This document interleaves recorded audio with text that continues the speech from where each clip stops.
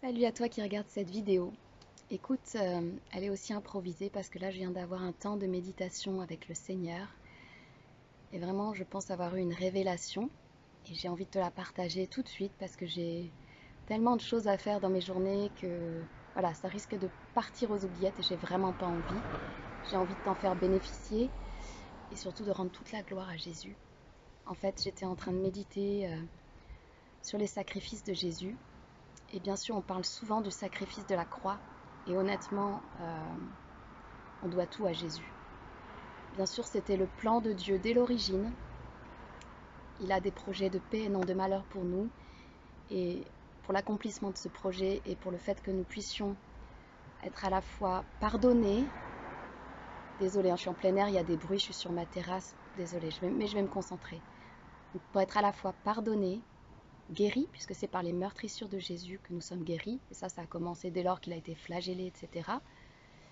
Jusqu'à la croix.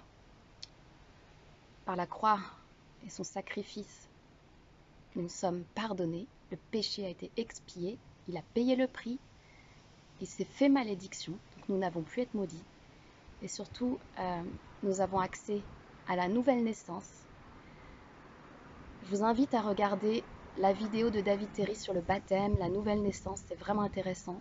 Je la mettrai quelque part sur ma chaîne. Parce que vraiment, on comprend qu'on meurt à notre ancienne vie pour renaître à une nouvelle vie. Et c'est en Christ. Et c'est là qu'on va avoir tous les bénéfices des promesses avec Christ. Et donc vraiment, le sacrifice de Jésus à la croix, il est salvateur pour nous. Il est juste énorme. Et je sais que tous les jours, j'ai à cœur de le remercier pour ça. Mais là, vraiment, la révélation que j'ai eue aujourd'hui, c'est aussi le premier sacrifice qu'il a fait. Et je ne sais pas si on en a toujours conscience de ce sacrifice-là. Et je dirais qu'il est aussi important, peut-être, c'est mon point de vue, hein, c'est pas de la théologie, c'est ce que j'ai ressenti dans mon cœur. J'ai ressenti tellement de reconnaissance pour ce premier sacrifice qu'il a fait. C'est le moment où il s'est fait homme, parce qu'il faut bien prendre conscience qu'il était avec Dieu. Et on sait comment c'est auprès de Dieu. Auprès de Dieu, c'est la gloire. Auprès de Dieu, c'est toutes les bénédictions, c'est l'absence de mal, c'est l'absence de souffrance, c'est les richesses, l'abondance.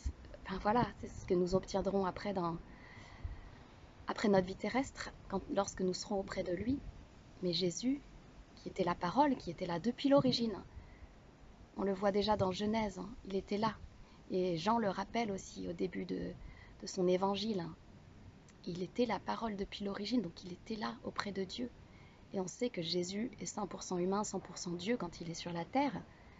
Mais ce qu'on oublie, c'est qu'il était déjà 100% Dieu avant.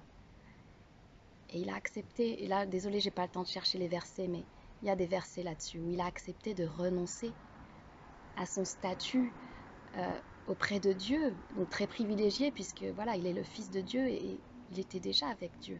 Il a accepté de renoncer à tous ces privilèges-là pour se faire homme pour nous. Et vous vous rendez compte, du jour au lendemain, il a quitté la gloire de Dieu. Il s'est fait homme, petit enfant, donc avec certainement, on sait qu'un bébé pour naître, c'est compliqué.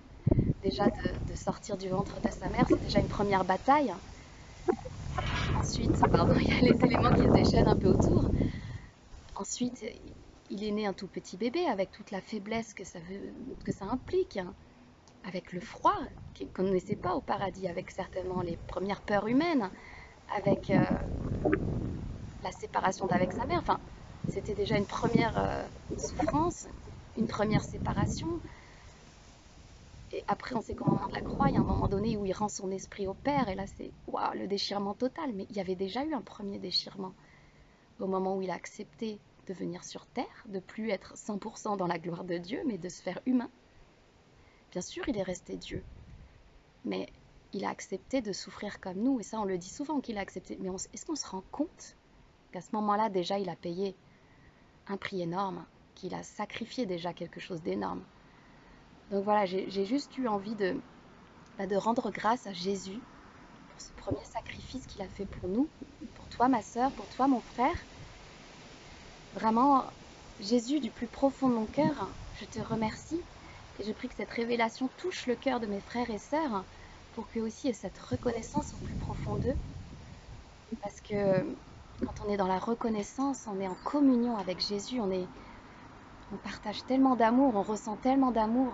Voilà, mes frères et sœurs, je veux vous laisser là-dessus, méditer là-dessus. Prenez un temps avec Jésus pour avoir cette pleine révélation. Mais vraiment, je sais pas, j'ai eu moi, personnellement, je dis pas que c'est la parole, hein, c'est pas la parole, c'est ce que moi j'ai eu dans mon cœur. C'est que, oui, je dois tout à Jésus pour la croix. Mais en fait, dès avant ça, ben, je dois lui être reconnaissante d'avoir renoncé à tout ce qu'il avait au ciel pour se faire homme. Voilà, donc je sais que maintenant, dans mes prières quotidiennes, il y aura une double reconnaissance. Pardon, il y a les voitures qui passent, mais voilà, c'est pas grave. Jésus reçoit la gloire, l'honneur, la louange qui t'est due. Et je bénis tous mes frères et sœurs. Je vous bénis. Je ne sais pas si vous êtes en vacances ou pas. Moi, je suis à la maison, mais sur ma terrasse, là, il y a un peu de soleil, j'en profite. Et je rends grâce à Dieu, même s'il y a beaucoup de pluie, mais ne serait-ce que pour ce moment de soleil où j'ai eu cette communion avec lui.